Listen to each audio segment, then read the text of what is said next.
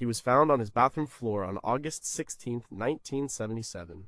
The official cause of death was cardiac arrest, and Elvis Presley, the king of rock and roll, was gone at 42. But was he? In the hours and days that followed, a different story began to take shape. It was a whisper at first, a rumor, a question asked in disbelief. How could a man that big, that iconic, just die so quietly? What if he didn't? What if the funeral was a sham, the casket a decoy, and the man himself was on a plane to a new life? This is not a story about whether Elvis is alive. This is a story about why the idea of him being alive refuses to die. It's a look at the strange facts, the odd coincidences, and the deep human need that has kept this theory breathing for over 4 decades. It's a puzzle made of a misspelled gravestone, a mysterious flight ticket, a secret life insurance policy, and an FBI file that reads like a spy novel. We are going to explore the pieces of this puzzle one by one. We will look at the photos, listen to the recordings, and examine the motives. Why do so many people believe that Elvis didn't die, but instead entered the witness protection program? What threads of evidence, real or imagined, do they hold on to? And what does their belief say about our relationship with fame, truth, and the icons we refuse to let go of? Number 16. Did his obsession with law enforcement hide a deeper connection? Elvis Presley loved police work. This wasn't a casual interest. It was a deep, lifelong fascination. He collected police badges from departments all over the country. He had sirens installed in his cars. He would often drive to the scene of accidents in Memphis, flashing a badge and offering to help.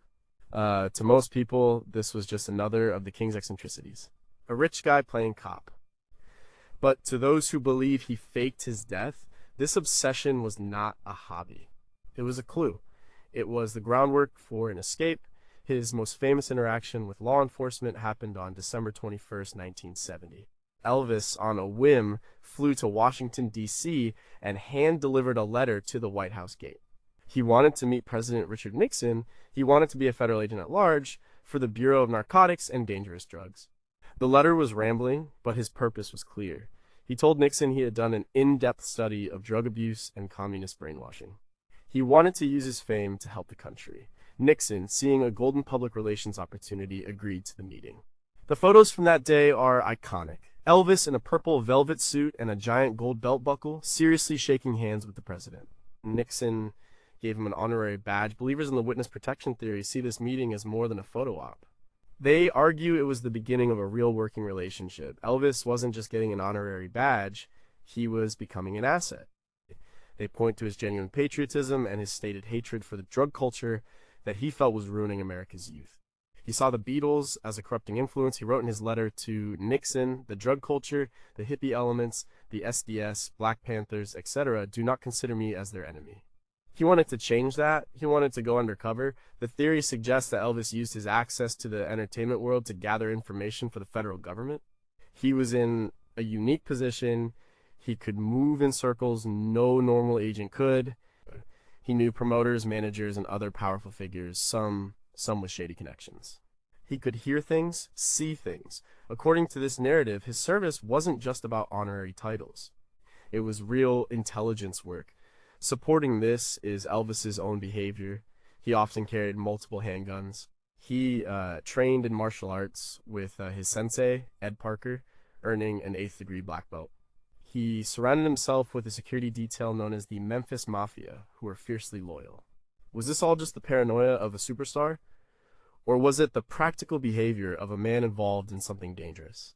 The theory leans heavily on the latter. His constant study of police procedure, his collection of badges, his desire for official federal status, it all paints a picture of a man who wanted to be more than a singer. He wanted to be a protector, a warrior in the fight against crime, and if he was a warrior, he would have made enemies. Very dangerous ones. This is the crucial link. If he was feeding information to the feds, he would have eventually needed protection. His life would have been in real danger, far beyond the usual threats faced by a celebrity. The witness protection program would have been the only logical escape. His death would have been the perfect cover. The government he so admired and wanted to serve would have given him the ultimate reward, a quiet, anonymous life, free from the threats he had helped to create. It transforms his quirky hobby into a serious, high-stakes clandestine career. But what if his fascination was just that, a hobby? Did his immense wealth and fame simply allow him to indulge a childhood fantasy of being a cop? Was the Nixon meeting nothing more than what it appeared to be? A strange but ultimately meaningless encounter between two of the most famous men in the world. And if he was a secret agent, where is the proof? Where are the declassified documents, the first-hand accounts from agents who worked with him?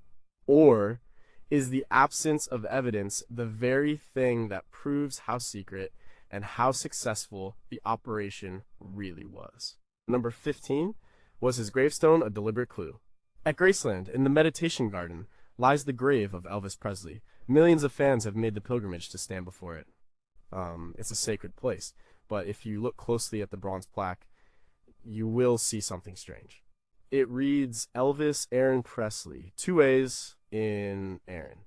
The problem is, that's not how his name was spelled. His legal middle name, the name on his birth certificate was Aaron, one A. For a skeptic, this is a simple mistake, a clerical error, or perhaps a conscious choice made by his grieving father, Vernon Presley, who oversaw the arrangements. But for a believer in the theory that Elvis is alive, this is no mistake. It is the single most important physical clue he left behind. It is a signal. It's a message etched in stone for anyone clever enough to notice. The logic is simple and powerful. You do not misspell the name of the most famous man on earth on his own gravestone. You just don't. An error that permanent, that public, had to be intentional. The argument is that by putting the wrong name on the grave, a clear message was being sent: the person buried here is not the real Elvis Aaron Presley. It was a way to invalidate the entire burial, a legal and spiritual loophole. He could not be Elvis Aaron Presley resting in peace if the name on the tombstone was for someone else. It was his way of telling the world, or at least the part of the world that was paying attention, that he was still out there.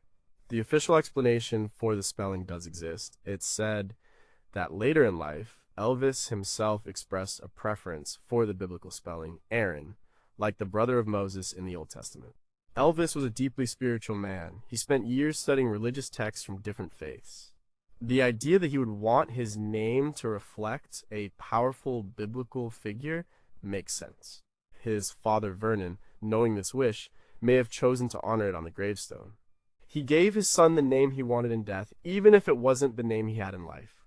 But believers find this explanation too convenient. Why would Vernon make such a significant change without any official documentation? Well, Elvis's birth certificate wasn't changed. His driver's license, his legal documents, all used Aaron. Why make the change only on the one document that was meant to be his final permanent record? It seems like an odd time to make a correction. Furthermore, they argue that Elvis, a man obsessed with details in his own legacy, would never have allowed for such a fundamental error to be made on his final resting place unless it was part of a larger plan. The power of the gravestone clue is its permanence. Sightings can be explained away as lookalikes. The audio recordings can be dismissed as impersonators, but the stone is there. It's a physical object you can touch. It sits in the heart of Graceland, the official shrine to his life, containing what appears to be a deliberate falsehood. It creates a nagging doubt that is hard to shake. It doesn't rely on grainy photos or third-hand accounts. It relies on a simple, verifiable fact: the name on the grave is not his legal name. This detail was heavily featured in the 1988 book Is Elvis Alive? By Gail Brewer Giorgio, which became a foundational text for the modern movement of believers. She presented the misspelling not as a theory, but as a core piece of evidence. So what are we left with? A touching tribute from a father to a son, honoring a private wish to be remembered with a more spiritual name, or a carefully crafted message from a man who had just staged the greatest disappearing act in history. Was Vernon Presley in on the secret, leaving a clue for his son's devoted fans to find?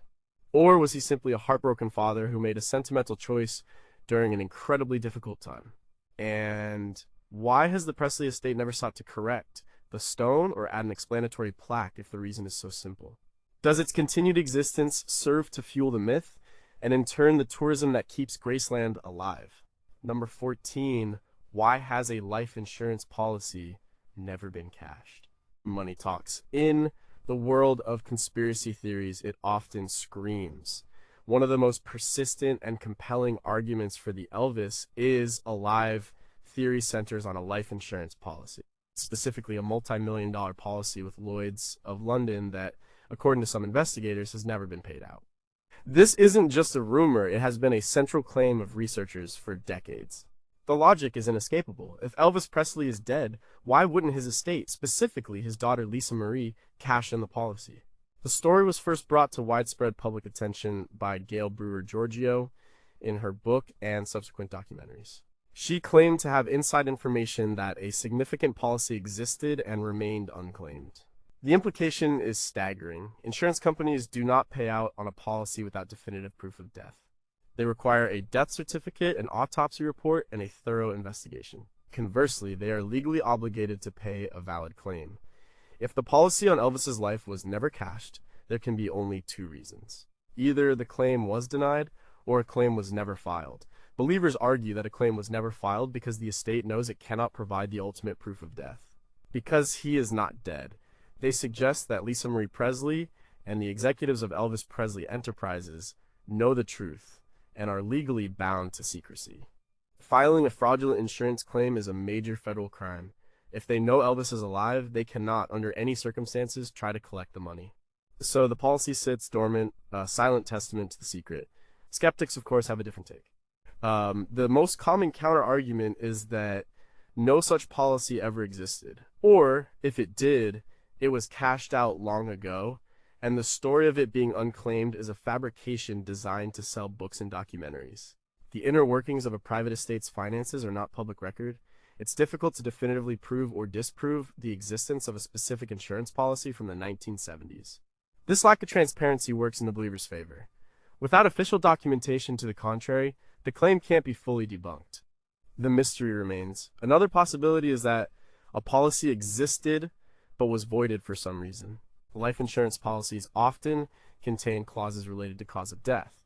If Elvis's death was ruled a result of illegaldruguse.com, a point of major contention in the official autopsy report, the company could have had grounds to refuse payment.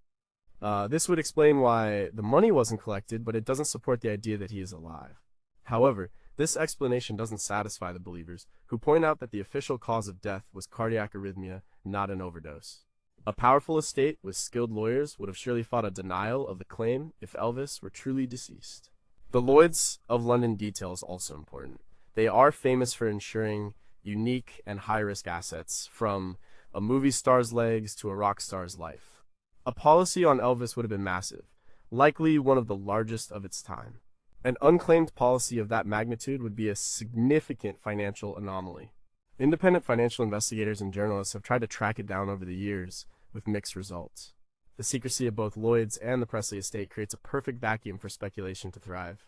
This financial angle gives the theory a sense of real-world grounding. It moves beyond emotional arguments and what-ifs into the cold, hard logic of dollars and cents. People don't just walk away from millions of dollars without a very good reason. The theory provides that reason you can't cash a dead man's insurance policy if the man isn't actually dead. It's a simple, powerful argument that has convinced many that something about the official story doesn't add up. So, does a secret, uncashed, multi-million-dollar policy with Lloyd's of London actually exist?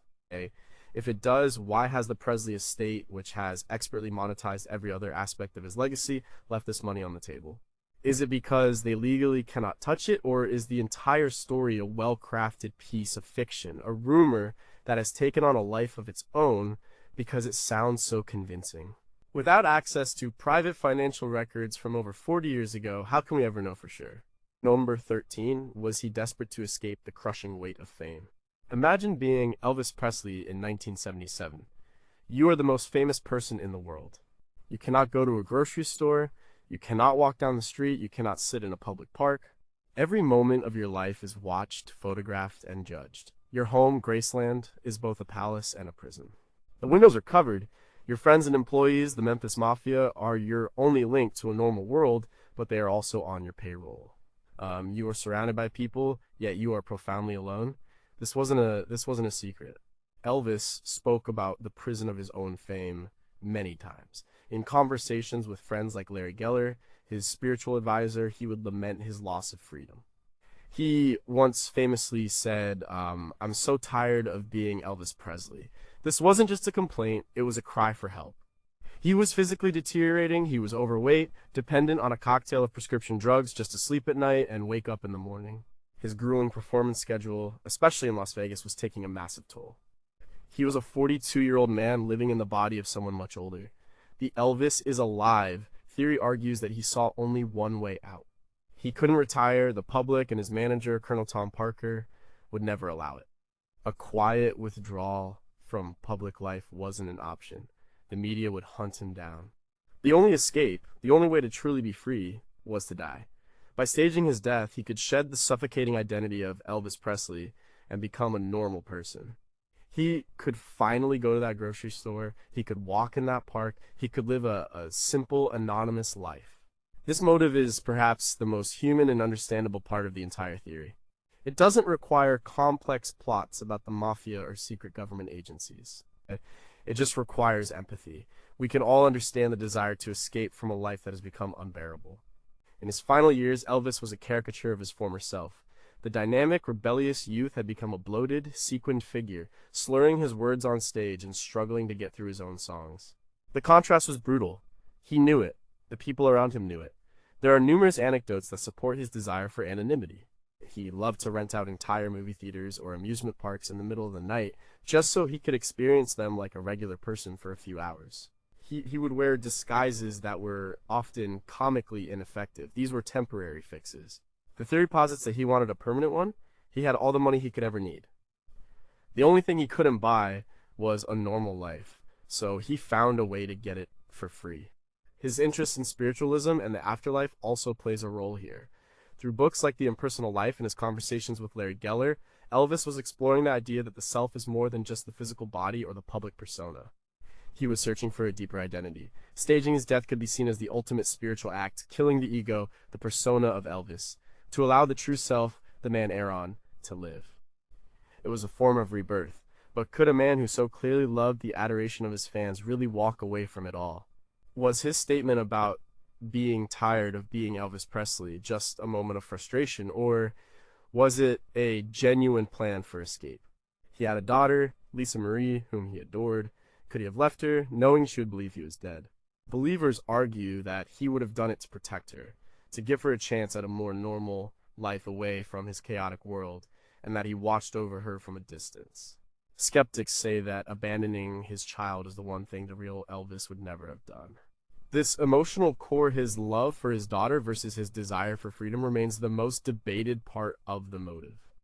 Is the idea of him escaping just wishful thinking on the part of fans who couldn't bear to see their hero decline? Or was he a man trapped in a golden cage who found the only key that could set him free? How much suffering can a person endure before they take the most drastic step imaginable to end it? And if he did escape, did he find the peace he was looking for? Number 12. Who was the man on the flight to Buenos Aires? Hours after Elvis Presley was pronounced dead on August 16, 1977, a man allegedly walked up to a ticket counter at Memphis International Airport. He looked a lot like Elvis, a bit heavier, maybe a beard, but the resemblance was strong. He paid in cash for a one-way ticket to Buenos Aires, Argentina. The name he gave was John Burroughs. This name is not random, it's electrifyingly significant. John Burroughs was an alias Elvis used frequently throughout his life. He used it to book hotels, to order services, and to travel when he wanted to avoid the chaos that his real name brought. It was his go-to pseudonym, known to his inner circle and a few savvy outsiders. The idea that someone using this specific alias, looking like Elvis, bought a one-way ticket out of the country on the very day of his death is, for believers, a smoking gun. This story didn't emerge from nowhere. It was a central claim in the early days of the conspiracy, detailed in books and tabloid articles. The narrative is compelling. While the world's media was descending on Memphis and Graceland, the real Elvis was quietly slipping out the back door. He was one step ahead of everyone. The choice of Buenos Aires is also seen as significant. At the time, Argentina was a country where it was relatively easy to disappear, especially for someone with money. It was far from the prying eyes of the American press. It was a perfect destination for a new life. Believers argue that this was the execution of a well-rehearsed plan. Elvis, with the help of a few loyal friends and possibly federal agents, had this escape route mapped out long in advance. The John Burroughs ticket was the first move in his new anonymous life. Some versions of the story even claim that he was not alone, and that he was accompanied by bodyguards or federal handlers. The fact that he paid in cash is also seen as a crucial detail. There would be no credit card trail, no financial records to trace. It was a clean break. Skeptics, however, view the John Burroughs story with extreme suspicion.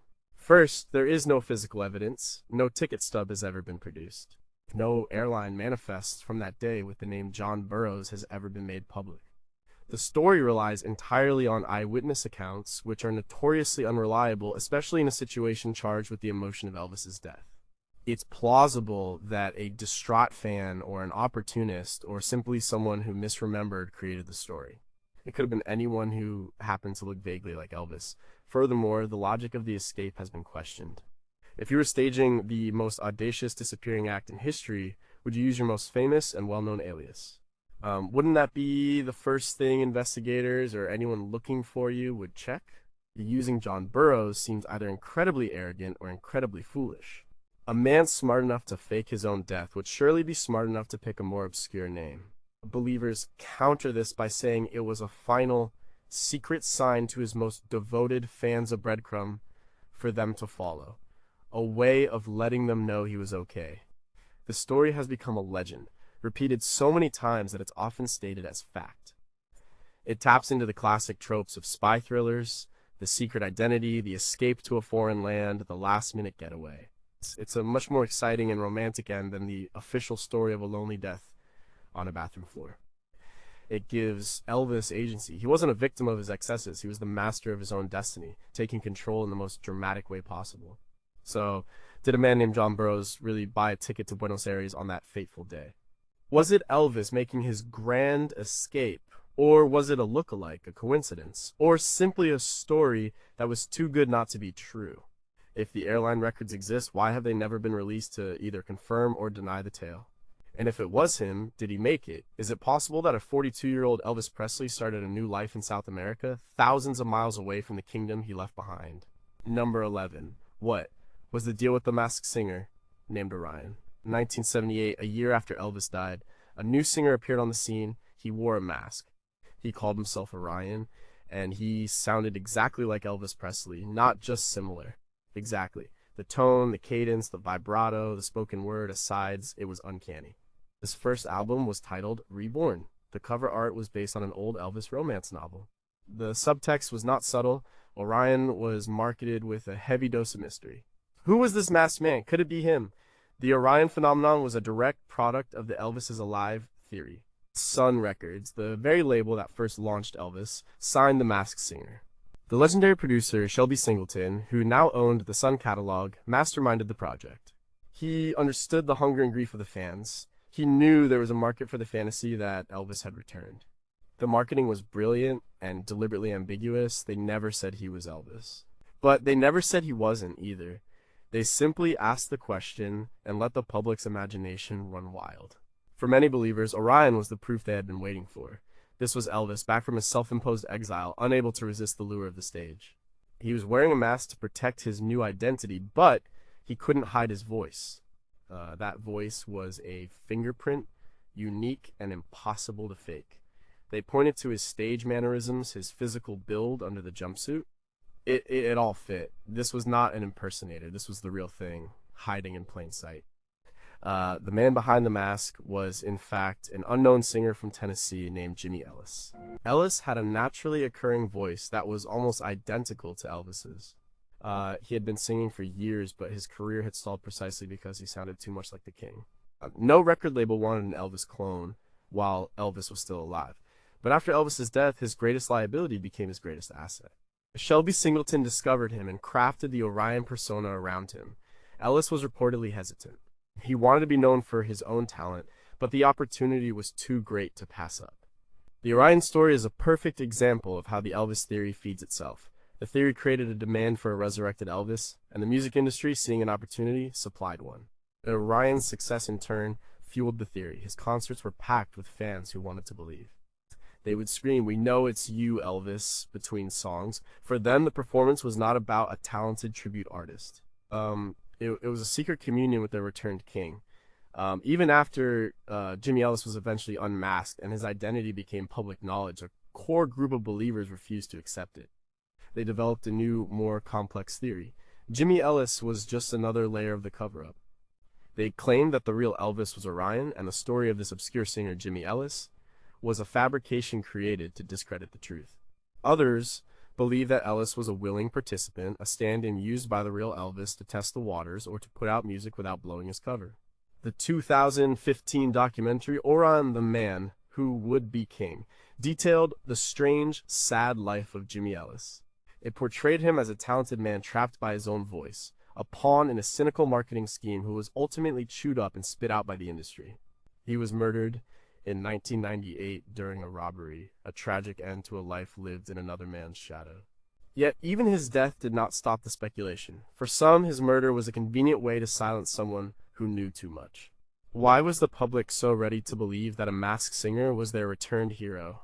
Does it show the incredible power of a person's voice to create an identity? Was the Orion Project a clever marketing gimmick that preyed on the grief of fans, or was it something more?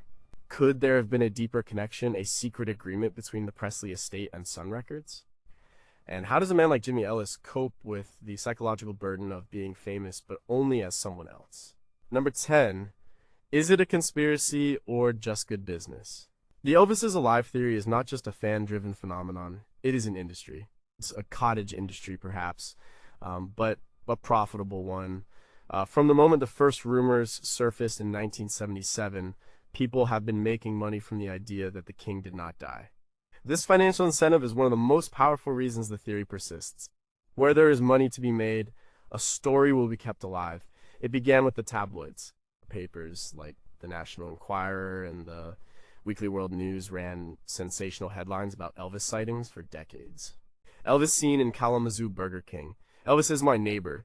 These stories, often accompanied by blurry, unconvincing photos, were a staple of supermarket checkout lines.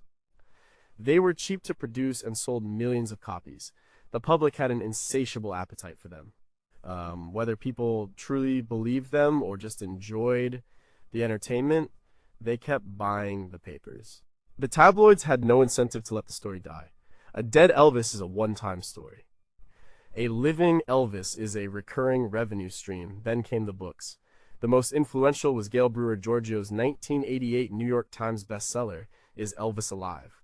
Brewer Giorgio, a Georgia-based author, compiled all the major pieces of evidence, the gravestone, the John Burroughs ticket, the strange circumstances of his death into one compelling narrative.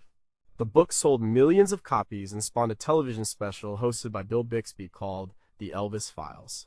This special brought the theory from the fringes into the mainstream. It was presented as a serious investigation, lending a new air of legitimacy to the claims. Brewer Giorgio followed up with other books and tapes, including a recording of an alleged phone call with Elvis post-1977. This created a blueprint. Authors, documentary filmmakers, and investigators realized there was a dedicated audience willing to pay for new clues, new sightings, and new proof. Websites, fan clubs, and conventions dedicated to the theory sprang up. You could buy t-shirts, books, and DVDs. You could pay to hear speakers present the latest evidence. It became a self-perpetuating cycle. The more content that was produced, the more people were drawn into the community. The larger the community grew, the greater the demand for more content. Even Elvis Presley Enterprises EPE, the official entity that manages his estate, has a complex and arguably beneficial relationship with the theory. Officially, EPE dismisses all claims that Elvis is alive. They maintain the official story of his death. However, the persistence of the theory adds to the Elvis mystique. It keeps him in the news. It keeps people talking about him. It adds a layer of intrigue to his legend that other deceased stars don't have. It's a form of free, continuous publicity. While they would never endorse the theory, they also don't spend significant resources trying to stamp it out. The mystery, in a strange way, helps to keep the brand alive and relevant. Skeptics argue that this financial motive discredits the entire theory. They see the proponents not as truth seekers, but as opportunists exploiting the grief and gullibility of fans. They point out that the evidence is always recycled, repackaged, and resold. No definitive proof has ever been presented because a definitive answer would kill the golden goose. The goal is not to solve the mystery, but to keep it going for as long as possible. Is the entire Elvis is Alive movement just a long-running marketing campaign? Are the key figures in the movement true believers, Or are they savvy entrepreneurs who identified a niche market? How much of the evidence was fabricated or exaggerated specifically to sell a book or a TV show? And does the official estate, despite its public denials, secretly understand that the greatest conspiracy theory in music history is one of the best things that ever happened to their business? Number 9. What does a sighting actually prove? Kalamazoo, Michigan. 1988, a woman named Louise Welling is in a Burger King with her daughter. She sees a man who she is convinced is Elvis Presley. He is sitting in a booth eating a Whopper. Later, she sees him at a local supermarket, Felpausch. She takes a photo. The image is blurry, grainy, and taken from a distance. It shows a heavy-set man with gray hair and sideburns. This photo and the story behind it became one of the most famous Elvis sightings of all time. Sightings are the lifeblood of the theory. They provide a continuous stream of proof that he is out there, living among us. They have happened all over the world. Elvis has been seen pumping gas in Oregon, working as a gas station attendant in California, singing in a small-town bar in Louisiana, and even appearing as an extra in the 1990 film Home Alone. Each sighting is reported with breathless excitement in tabloids and on internet forums, analyzed frame by frame, and added to the legend. The psychological phenomenon behind these sightings is well documented. It's a combination of wishful thinking and facial pareidoia, the same tendency that causes us to see faces in clouds or on a piece of toast. Elvis has one of the most recognizable faces in modern history. His image was so ubiquitous that our brains are primed to see him. A man with black hair, sideburns, and a certain kind of swagger can easily trigger that recognition, especially for someone who wants to believe. The more you want to see Elvis, the more likely you are to see him in the face of a stranger. Take the famous Home Alone sighting. In one scene, Catherine O'Hara's character is arguing with an airline employee. Over her shoulder stands a bearded man in a turtleneck. Believers are convinced this extra is Elvis. They argue that he has the right facial structure, the right neck, the right posture. They claim he made the cameo as a secret nod to his fans. The film's director, Chris Columbus, has repeatedly debunked this, even stating he knew the actor who played the extra. Yet, the belief persists. The desire to see him is stronger than the official denial. Another famous piece of visual evidence is the pool house photo taken at Graceland in 1984, years after his death. It shows a man who resembles an older Elvis sitting behind a screen door in what appears to be the pool house. The photo was taken by a fan and published widely. Believers claim it's irrefutable proof that Elvis was still visiting his old home. Skeptics argue it's a groundskeeper, a friend of the family, or simply a trick of light and shadow. The photo's ambiguity is its power. It's just clear enough to look like him, but just blurry enough to be deniable. The problem with all sightings is the lack of verifiable proof. Why has no one ever managed to get a clear, high-resolution photo? In the age of smartphones, where everyone has a high-quality camera in their pocket, why have the sightings become less frequent and the photos no better than they were in the 1980s? If Elvis were truly living a normal life, he would have been definitively caught on camera by now. Believers have an answer for this too. They say he is a master of disguise, or that he lives in a remote location, or that his federal handlers protect him from being photographed. The sightings serve a crucial purpose. They keep the story immediate. They transform the theory from a historical debate about events in 1977 into a present-day manhunt. He's not just a figure from the past. He could be in the next aisle at the grocery store. This sense of possibility is what makes the theory so compelling for so many. It's an interactive mystery. Are all these sightings just cases of mistaken identity, fueled by a deep desire to see a hero return? Or is it possible that among the hundreds of false alarms, one or two of them were real? If you were Elvis, would you risk going out in public, even in a disguise? And what does it say about our culture that we are so eager to find our lost idols in the most mundane of places, like a Burger King in Kalamazoo? Number 8. Why did so many people who knew him remain silent or ambiguous? Elvis Presley was surrounded by a tight-knit group of friends, family, and employees known as the Memphis Mafia. These were the people who knew him best. They lived with him, worked for him, and traveled with him. Their word carries weight. In the years since his death, their public statements and their silences have been scrutinized for clues. For many believers, the ambiguity and occasional strange comments from the inner circle are a sign that they are hiding a monumental secret. Vernon Presley, Elvis's father, is a key figure. In the days after his son's death, his behavior was described by some as oddly calm. He took control of the funeral arrangements with a stoic efficiency that some found unsettling for a grieving father. Believers interpret this not as strength, but as the behavior of a man who knew his son was safe. They point to his decision to use Aaron on the gravestone as a potential clue. While Vernon never publicly stated Elvis was alive, his actions to some spoke louder than words. And then there are the members of the Memphis Mafia. Many of them wrote books after Elvis died. While these books all adhered to the official story, believers read between the lines. They look for inconsistencies, for things left unsaid. Some members have been more direct. Joe Esposito, Elvis's road manager and one of his closest friends, was one of the last people to see him alive. He has consistently maintained that Elvis died. However, in interviews, he has sometimes used language that believers seize upon. A slight hesitation, a carefully worded phrase, is seen as a tell. The most notorious example comes from Dee Presley, Elvis's stepmother. In the late 1980s, she co-authored a book called Elvis, We Love You Tender, which contained many controversial claims. For a time, she and her sons, Elvis's stepbrothers, seemed to entertain the idea that Elvis could have faked his death. They appeared on talk shows and spoke about his desire to escape. Later, they recanted or clarified their positions, but the seeds of doubt had been sown. Why would his own family members even flirt with such a radical idea if there wasn't some truth to it? Skeptics argue they were simply trying to sell books and capitalize on the burgeoning conspiracy market. Another key figure is Larry Geller, Elvis's hairstylist and spiritual advisor. Geller was one of the few people with whom Elvis discussed his deepest spiritual beliefs and his frustrations with fame.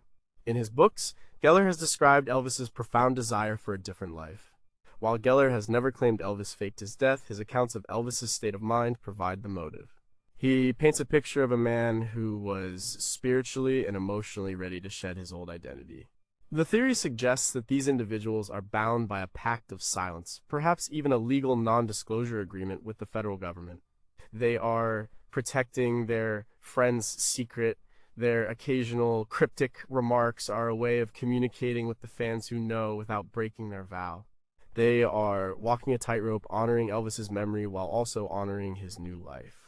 The counter-argument is that these are people who lost a close friend and have had to spend the rest of their lives answering questions about him.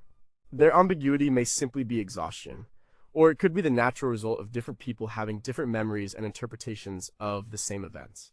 The inconsistencies in their stories are not proof of a cover-up, but proof of human fallibility. And in some cases, it may well be about money.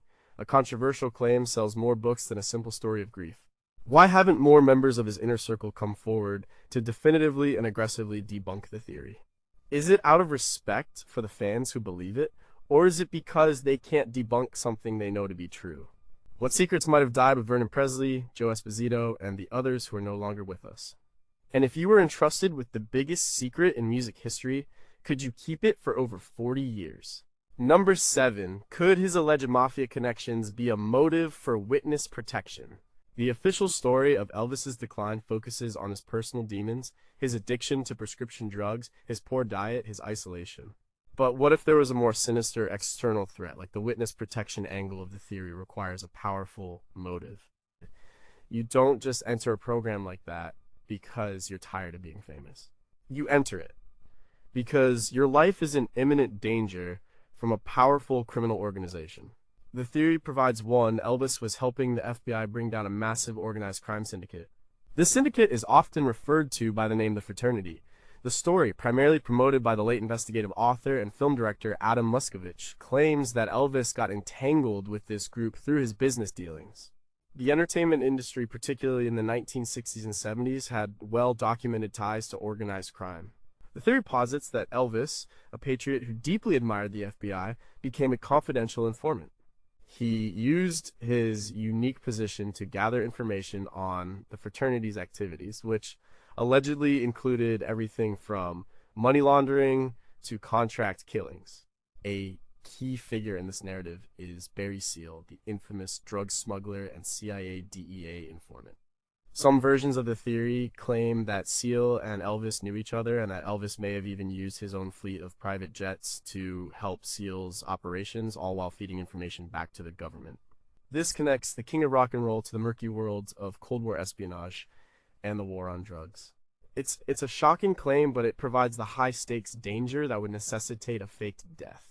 According to this storyline, by 1977, Elvis's cover was about to be blown.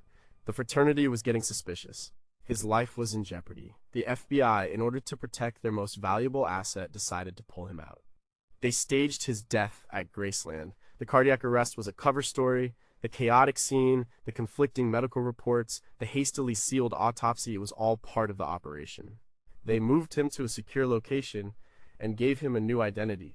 His service to his country was complete, and his reward was a life of quiet anonymity, safe from mafia retribution. This narrative is compelling because it recasts Elvis as a hero.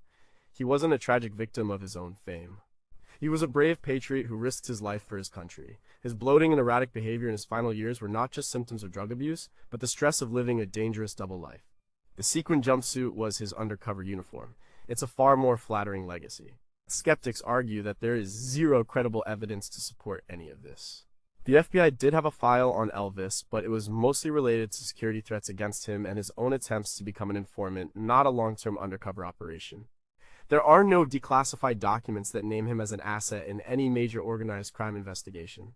The links to figures like Barry Seal are speculative at best.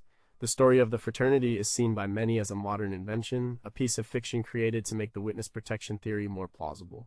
The theory relies on connecting disparate dots: Elvis's love for law enforcement, his meeting with Nixon, the known presence of organized crime in Las Vegas, and the music industry. His private jets, his sudden death.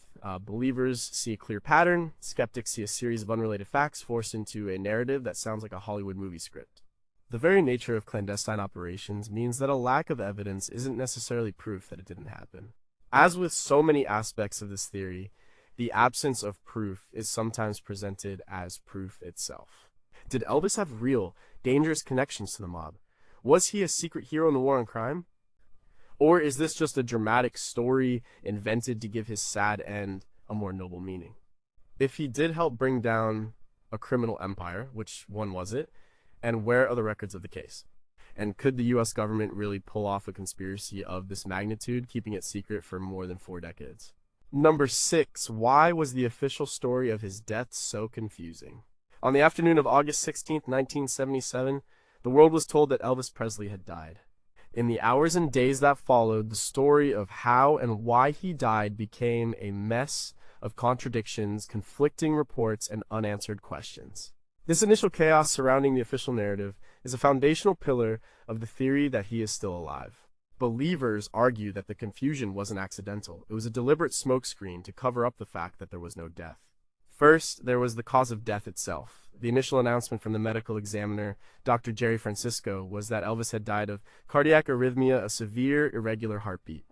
He was emphatic that drugs had played no role in his death. He told the press, prescription drugs were not a factor. However, this was quickly contradicted by the toxicology report. Elvis's system contained high levels of multiple prescription drugs, including powerful opiates and sedatives like Dilaudid, Percodan, and Demerol. The sheer number of drugs led many to believe that the cardiac arrest was in fact induced by a polypharmacy overdose. Why would the medical examiner initially make such a strong and ultimately incorrect statement? Was it incompetence, or was he part of a plan to obscure the truth? Then there's the autopsy report. At the request of the Presley family, the official autopsy report was sealed for 50 years. It is not due to be made public until 2027. This act of extreme secrecy is a massive red flag for believers. If the cause of death was straightforward, why seal the report? What could be in there that is so sensitive it needs to be hidden from the public for half a century? Believers suggest that the report is sealed because it contains no evidence of a real death, or that the medical details don't match the body that was examined. Skeptics argue the family simply wanted to protect Elvis's privacy and dignity, preventing the grim details of his prescription drug abuse from becoming public record. The physical appearance of the body in the casket also raised questions. Many people who viewed the body at the open casket funeral, including some who knew Elvis, remarked that it didn't look quite right. They said his face looked waxy and swollen, almost like a dummy. His nose looked different. His sideburns seemed to be glued on. The official explanation is that the body of a deceased person, especially one who suffered from bloating and was embalmed, will not look exactly like they did in life. But for believers, this was more evidence of a decoy. They claim the body in the casket was a wax model, or perhaps the body of a man who looked similar, used to sell the illusion of his death. There were also strange details about the death certificate. The original certificate reportedly went missing.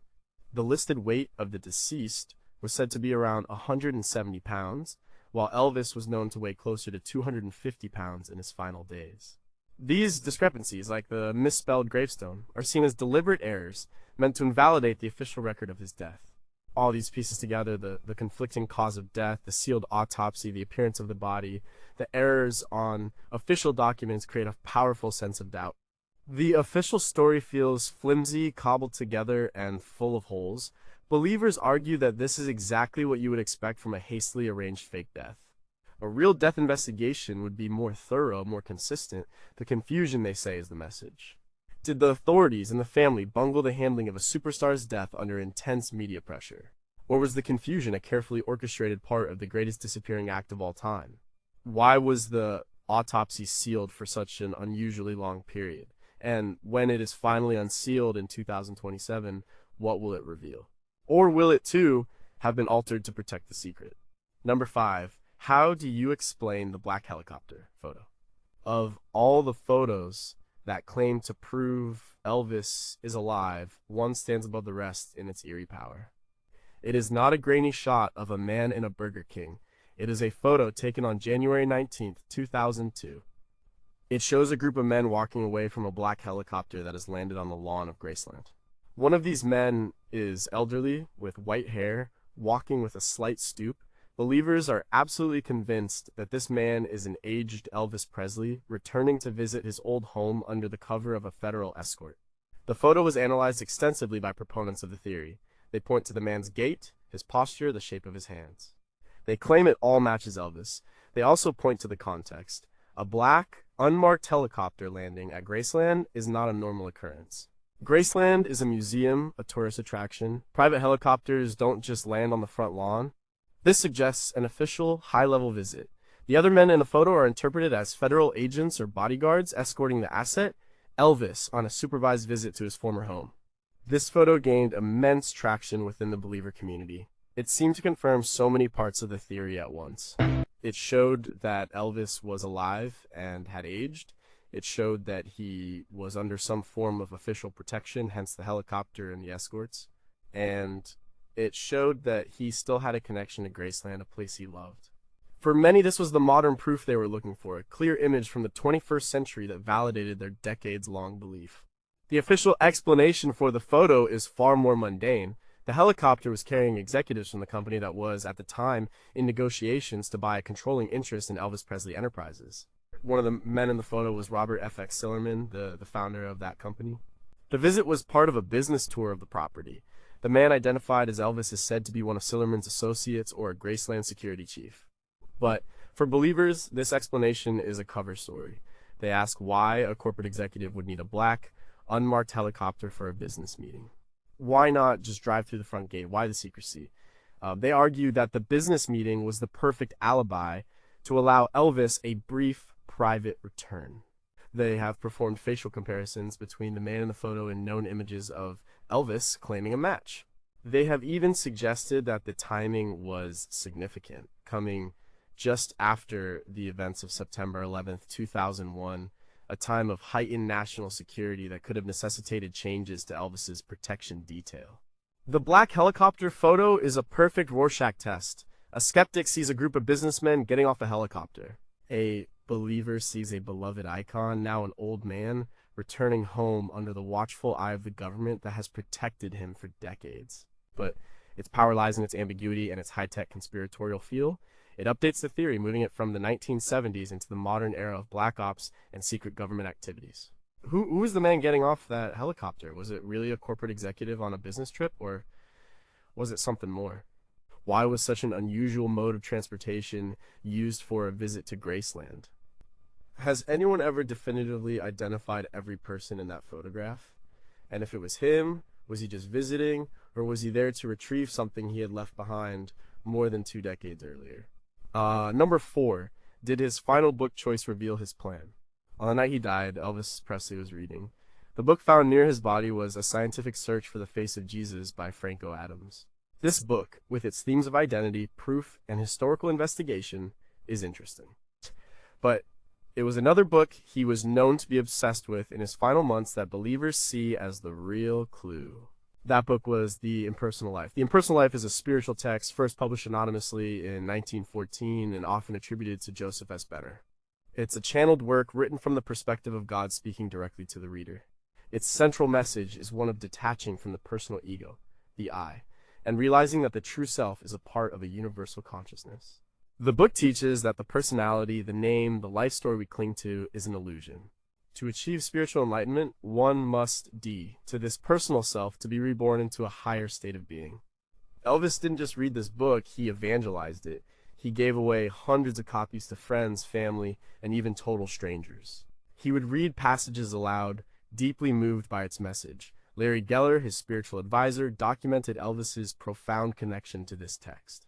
For Elvis, a man trapped by his own persona, the message of the impersonal life must have been incredibly seductive. It offered a spiritual justification for escape. Believers in the faked death theory argue that Elvis took the book's message literally. He wasn't just planning a spiritual death of his ego, he was planning a physical disappearance of his persona. The book provided him with the philosophical framework for his great escape. By staging his death, he would be living out the book's central teaching. He would kill Elvis Presley, the personality, the icon, the prisoner of fame, so that the true, impersonal self, the man, Aaron, could finally be free. This provides a motive that is deeper and more complex than just escaping the pressures of fame or the mafia. It was a spiritual quest. His death was the ultimate act of self-realization. He was not just running away, he was ascending to a higher state of being, leaving the shell of his old life behind. This interpretation fits perfectly with what we know about his deep and often troubled spiritual journey, seeking for answers for a truth beyond the superficial world of rock and roll. When you look at his actions in 1977 through the lens of the impersonal life, they take on a new meaning. His detachment, his weight gain, his sometimes bizarre behavior, was it a man falling apart or a man systematically dismantling his own ego, preparing to let it go completely? Was he detaching from the physical world in preparation for his transition to a new anonymous existence? Skeptics, of course, see this differently. They argue that Elvis's interest in spiritual and esoteric books was a symptom of his isolation and drug abuse, not a blueprint for a master plan. He was a lonely, confused man looking for comfort in New Age philosophy. He was not a spiritual master executing a flawless plan for rebirth. His fascination with the impersonal life was just one of many obsessions in his later years. To see it as a literal instruction manual for faking his own death is to project a narrative onto the tragic reality of his decline. But did this book give him more than just comfort? Did it give him an idea, a justification, a path forward? Could a 100-year-old spiritual text hold the key to the entire mystery of what happened on August 16, 1977? What other books was he reading, and what other clues might be hidden on his bookshelf? And is it possible that the greatest act of his life was not a song he sang, but a philosophical idea he chose to live out in the most radical way imaginable? Number 3, how can a global icon be declared dead so quickly? When a person of global importance dies, there is a process. It's usually slow, methodical, and deliberate. There are confirmations from multiple sources, official statements from family and government, and a careful, coordinated release of information to the world's media. The death of Elvis Presley was not like that. It was a chaotic, rapid-fire event that, to many, seemed suspiciously fast and disorganized. The timeline is striking. Elvis was found unconscious at approximately 2:20 p.m. on August 16, 1977. An ambulance was called, and he was rushed to Baptist Memorial Hospital in Memphis. Despite resuscitation efforts, he was pronounced dead at 3:30 p.m.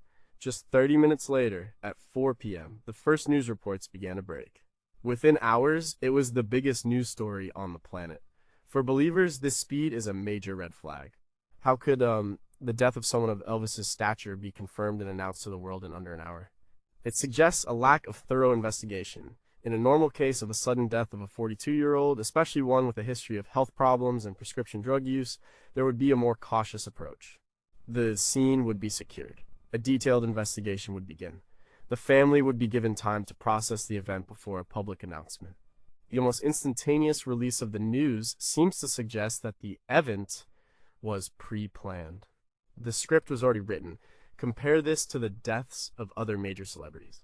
When Michael Jackson died in 2009, for example, there were hours of speculation and conflicting reports before his death was officially confirmed. The process was more typical of a major unexpected event. The announcement of Elvis's death, by contrast, felt like a press release that was just waiting to be sent. The lack of a thorough crime scene investigation at Graceland is another point of contention. The bathroom where he was found was not sealed off for an extended period. Evidence was not meticulously collected in the way you would expect for a high-profile unattended death. Was this because the Memphis police were simply overwhelmed and starstruck, or because the death was a staged event and there was no crime to investigate? The people on the scene were his own friends and family, the very people who would need to be involved in the cover-up. Furthermore, the official cause of death, cardiac arrhythmia, was announced by the medical examiner, Dr. Francisco, before the autopsy had even been completed. He seemed to be drawing a conclusion based on a preliminary examination. This rush to judgment, especially his initial incorrect insistence that drugs were not a factor, fuels the theory that he was part of the plan, tasked with providing a simple, clean cause of death to satisfy the public and the media. The narrative of a pre-planned event is bolstered by the efficiency of the funeral arrangements. An open casket viewing was held at Graceland just 2 days later. This required a massive logistical effort, from preparing the body to managing the tens of thousands of grieving fans who descended on Memphis. The smoothness of the operation, in the midst of what should have been a time of shocking grief and chaos, strikes some as evidence of a well-rehearsed plan. Was the rapid announcement of his death just a result of his immense fame, where news travels at an unprecedented speed? Were the police and medical examiners simply unprepared for an event of this magnitude? Or does the speed, the lack of thorough investigation, and the rush to a conclusion point to an event that was managed, not investigated? In the chaos of that August afternoon, did we miss the clues that the whole thing was a performance? Number 2, is it simply too painful to accept a tragic end? We have looked at the clues, the motives, and the evidence. The gravestone, the sightings, the mafia. But perhaps the single most powerful reason the Elvis is alive theory won't die has nothing to do with any of that. Perhaps the reason is us. It is about our deep psychological need for our heroes to be immortal. It is about our collective refusal to accept an ugly, undignified end for a man who represented so much beauty, rebellion, and life. The official story of Elvis's death is a tragedy. It is a story of a man who had everything: fame, wealth, adoration, and lost himself in a lonely world of prescription drugs and junk food. He died not in a blaze of glory, but on his bathroom floor, the victim of his own excesses. It's a pathetic, sad end for the king of rock and roll. It's a cautionary tale about the dark side of fame. The conspiracy theory offers a different story. It's a story of triumph. In this version, Elvis is not a victim. He is the hero. He outsmarted everyone. He beat the system that was destroying him. He took control of his own destiny and escaped. He won. This narrative is infinitely more appealing. It preserves his dignity. It restores his power. It transforms a sad ending into a clever new beginning. It's an act of collective wishful thinking. This phenomenon is not unique to Elvis. Similar theories have emerged about other beloved figures who died tragically, like James Dean or Princess Diana. We create these stories because the truth is too painful to accept. Psychologists call this a form of parasocial relationship. We form one-sided emotional bonds with celebrities. We feel like we know them. When they die, especially in a way that feels unjust or meaningless, we experience a form of real grief. A conspiracy theory can be a coping mechanism. It's a way of denying the reality of the loss. If Elvis is still out there, we haven't truly lost him. Cognitive dissonance also plays a huge role. The idea of Elvis, the vibrant, young, rebellious icon, is impossible to reconcile with the image of the bloated, sick man in his final years. The two ideas clash in our minds. The theory resolves this dissonance. The real Elvis, the young, vital one, is the one who escaped. The sick, overweight man was just a character he was playing, a disguise he wore before he made his final exit. The theory also gives fans a continuing role in his story. They are not just passive consumers of his music. They are active participants in his great secret. They are the keepers of the flame, the investigators, the ones who know the truth. It creates a community, a shared sense of purpose. It makes being an Elvis fan in the 21st century a much more exciting and engaging activity than just listening to old records. So, is the entire edifice of the Elvis is alive theory built on a foundation of grief? Is it a collective fantasy we've constructed to protect ourselves from a disappointing truth? We want to believe that our heroes are smarter, stronger, and more resilient than the rest of us. We need to believe that they can escape the mundane and tragic fates that befall normal people. The theory allows Elvis to remain a king, not just of rock and roll, but of his own life. Is this theory less about evidence and more about emotion? Does its persistence tell us more about our own psychology than it does about the final days of Elvis Presley? And if we were to find definitive, undeniable proof tomorrow that he died in 1977, how many people would actually believe it? Or is the story now simply too good, too comforting to ever let go of? Number 1. What if the greatest secret is that there is no secret? We have explored 16 reasons why this theory endures. We've journeyed through a maze of clues, from a misspelled name on a tombstone to a mysterious figure in a black helicopter. We've weighed motives ranging from a desire to escape fame to a heroic battle against the mob. We have seen how a combination of ambiguous facts, financial incentives, and deep psychological needs can keep a story alive for decades, turning it into a modern myth. But we must now confront the final, most unsettling question. What if it's all just a story? What if there is no conspiracy? What if the simple, sad story is the true one?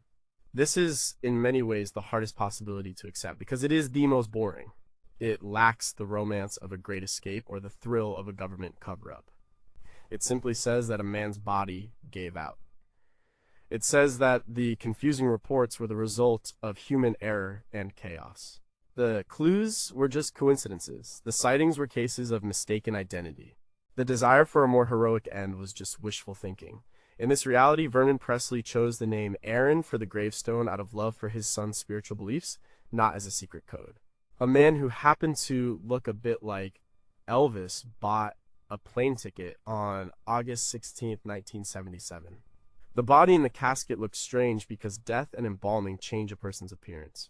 The autopsy was sealed to protect a family's privacy, not to hide a secret. A talented singer named Jimmy Ellis was exploited by a record label because he happened to sound like Elvis. The tabloids and authors who promoted the theory were not revealing a truth, they were selling a product to a grieving public. This perspective doesn't require a belief in vast, perfectly executed conspiracies. It only requires a belief in human fallibility, coincidence, and our incredible capacity for self-deception. It suggests that the theory is not a puzzle to be solved, but a mirror reflecting our own hopes and fears. We don't want to believe that a man who seemed larger than life could die in such a small, human way. So we invented a story that was as big as he was. The persistence of the theory might be the ultimate testament to Elvis's power. He was such a transformative figure that his death felt impossible. He changed the world so profoundly that many simply could not accept that he had left it. The theory, in this light, is a tribute. It is a way of saying that his spirit, his energy, was too powerful to be contained in a single lifetime or to be extinguished on a bathroom floor. So, after all the analysis, where does that leave us? Are we left with a choice between a thrilling, complex conspiracy and a mundane, tragic reality? Does accepting the official story mean we have to let go of the magic? Or is there a third option? Perhaps the real story is not about whether Elvis is alive or dead. Perhaps the real story is about how a myth is born, how it grows, and why we, as human beings, sometimes need our myths more than we need the truth. What if the final, shocking answer is that there is no answer? What if the mystery itself is the point, a permanent question mark at the end of the life of a man who was himself an enigma? And after 40 years of searching, are we any closer to the truth, or just deeper inside the legend we've built for ourselves?